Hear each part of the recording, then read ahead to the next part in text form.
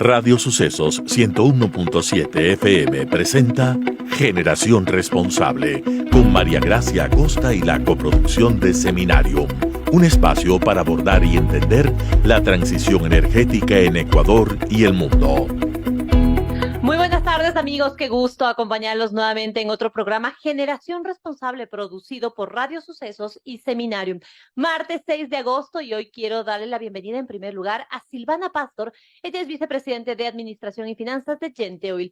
Silvana, bienvenida, muy buenas tardes. Gracias, María Gracia, gracias por la invitación. Gracias por acompañarnos.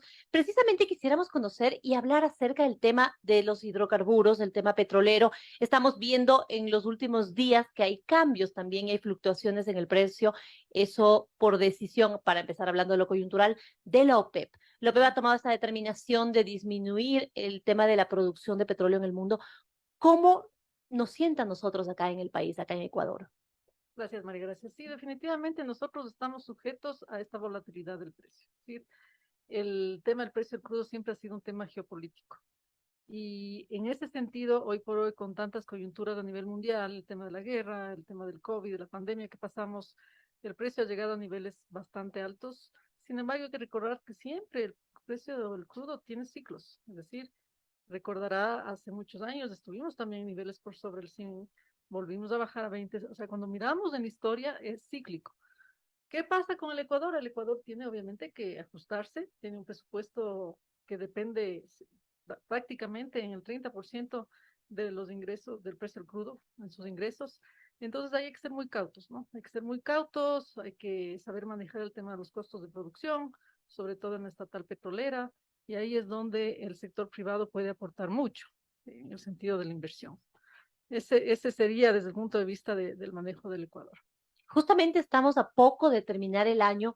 ¿Cómo vemos el manejo de la industria hidrocarburífera? Ha habido anuncios por parte del gobierno de llegar a un X número de producción de barriles de petróleo, que cada vez parece que es una meta que se aleja más. Así es. De alguna manera, cuando nosotros como industria escuchamos esa meta, si bien estamos totalmente comprometidos con los objetivos del gobierno, el hablar de 1 millón de barriles diarios es bastante utópico, no solamente por la coyuntura mundial, no porque el Ecuador tiene 50 años de trayectoria petrolera. Hablamos desde la década de los 70.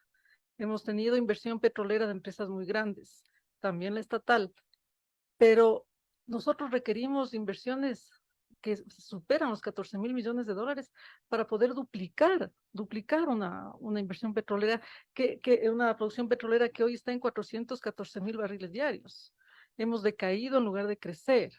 Entonces, ¿qué requerimos? Evidentemente, entender que esta meta se la tiene que proyectar a muchos años y tomar los pasos para eso. Invitar a la inversión extranjera.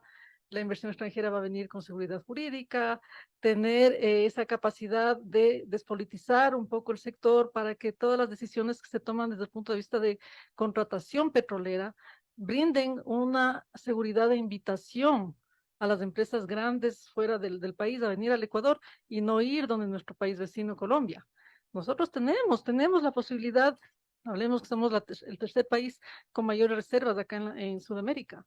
Tenemos la posibilidad, pero necesitamos una decisión política, necesitamos una capacidad de atracción de inversión extranjera y evidentemente eso requiere del compromiso tanto gubernamental como del compromiso privado. ¿Y qué es lo que nos falta entonces? ¿Qué hace más atractivo a otro país, como por ejemplo Colombia, versus nosotros que tenemos también ya tantos años de industria? Honestamente es la seguridad jurídica. Es decir, si usted compara la cantidad de arbitrajes internacionales que tenemos acá en el Ecuador, el cambio de las modalidades contractuales en la mitad del camino, el cambio de los equilibrios de los modelos económicos de los contratos, con cada cambio de gobierno es como que es un borra y va de nuevo, regresamos. Eso no son buenos mensajes para el inversionista. Es decir, necesitamos que se blinde a la industria petrolera de alguna manera, de manera que cada cambio de gobierno haya una ruta ya planteada y no regresemos y borremos todo de nuevo. Y esto no es un tema de un gobierno, de otro gobierno, son todos los gobiernos que lo han hecho. Cambian las modalidades contractuales, las empresas terminan ajustándose, unas se quedan, otras se van, y en la mitad del camino vuelven a cambiar. También hay un tema importante que hay que mencionar, que es el tema regulatorio. Hoy por hoy la legislación no le permite a usted dar y licitar campos que no sean de interés del Estado ecuatoriano. Hay que reformar eso. ¿Y eso requiere qué? Una intención política a nivel de asamblea. Pero para eso, ¿qué necesitamos? Que los legisladores entiendan la industria petrolera. Es decir, necesitamos una educación de lo que es la industria petrolera, qué beneficios nos trae, cuánto aporta a la economía, cuál es la cadena de valor que tiene esta industria, la cantidad de empleo que representa, la tecnología, la innovación, la educación. Es decir, si bien hoy estamos de una transición donde se está buscando pasar de los hidrocarburos a energía limpia, algo que yo siempre digo es, lo uno no quita lo otro. Es decir, la producción petrolera puede hacerse de una manera responsable y amigable con el ambiente. Y sobre todo, podríamos hablar de eso en este momento, pero no borra también lo que ha pasado, lo que ha ocurrido, hechos de contaminación por el tema petrolero y demás, que ha afectado a varias comunidades y por lo que todavía estamos en ciertos procesos legales, aun cuando las personas que estaban dentro de ello ya no están. Sí, ahí creo que hay que ser muy cuidadosos. Si bien se han dado casos, y creo que eso es condenable y debemos aprender de eso, también hay que tener cuidado con la politización de esos casos. Cuando usted va a las comunidades, pero al pueblo, no a los líderes de las comunidades, se da cuenta cómo ellos entienden la necesidad de las empresas petroleras y los beneficios que éstas les han brindado en su calidad de vida. En el tema de las contaminaciones, habría que hacer un análisis real de cuántas han sido las contaminaciones, cuánto ha afectado, pero de esa, cuánto hemos aprendido y qué nos falta por aprender. En el caso de las empresas que estamos hoy privadas, en los últimos 10 años usted no tiene contaminación ambiental, tiene regulaciones por parte del Ministerio del Ambiente y de la ARC, que es la Agencia de Regulación y Control. El control que tenemos en el sector petrolero es altísimo, es diario. Tenemos que presentar monitoreos diarios, trimestrales, semestrales de fauna, flora, contaminación de agua, polución de ambiente. Tenemos que reforestar.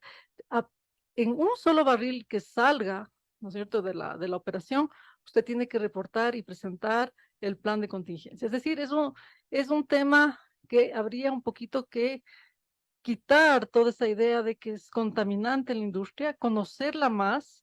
La industria privada también está trabajando en tecnología, está invirtiendo mucho en temas, por ejemplo, eliminación de quema de gas, la generación a través de tecnología de punta que elimine la quema de gas a través de tecnologías amigables. Están trabajando en eso, que requiere muchísima inversión y es un aprendizaje a nivel mundial también. De Entonces, todo hemos aprendido de las cosas negativas así también, es. sin duda. Y de eso, ¿por qué? Porque no podemos decir el Ecuador puede vivir sin petróleo. El petróleo finalmente es nuestro principal Sigue siendo. exponente para la economía. Ahora, usted hablaba de la politización y esta politización también se la estaría viendo en estos momentos, inclusive cuando el tema petrolero y el tema minero está siendo tratado en las mesas de diálogo con comunidades indígenas por parte del gobierno nacional. ¿Creen que podría verse afectada la industria? Y ahí retomamos el tema de la seguridad jurídica. Exacto. Ahí nosotros como industria petrolera privada y la pública jugamos un rol importante. ¿En qué sentido? En dar las cifras, en dar a conocer a la población, a las comunidades y a los propios líderes de estas comunidades por qué es importante la industria petrolera, cuál es el aporte, cuánto se les está generando en todos estos beneficios que hablábamos hace un momento, pero también los compromisos. Por darle un ejemplo, nosotros como industria tenemos que aportar el 12%, ¿no es cierto?, del 15% que normalmente van en las empresas privadas al rol de pagos a los empleados. Acá en la industria petrolera el 12% es para las comunidades. Usted tiene en los últimos 10 años $1.000 millones entregados con el objetivo de que se presenten proyectos en beneficio de las comunidades. Lastimosamente por temas, cambios de gobierno, cambios de autoridades, la burocracia que requiere que una comunidad tenga que presentar un proyecto a la Secretaría Amazónica para que les aprueben, hace que ese dinero está parqueado. ¿Qué sucede ahí? Yo le doy ejemplo. Las comunidades, muchas no tienen agua potable, no tienen acceso para los niños para llegar a las escuelas, no tienen lo básico para vivir. Entonces es normal que los líderes empiecen a demandar que las empresas petroleras aporten. Y lo grave está en que hay el aporte, Hay los fondos, pero no se plasman. Se debería crear una universidad en el área amazónica, una universidad petrolera, una universidad que haga que no tengamos que traer ingenieros petroleros de fuera de las áreas, que se contrate localmente. Se tendría que generar la red de agua potable para toda la comunidad. El tema de educación. Nosotros hemos entregado escuela, hemos entregado un centro geriátrico para personas mayores.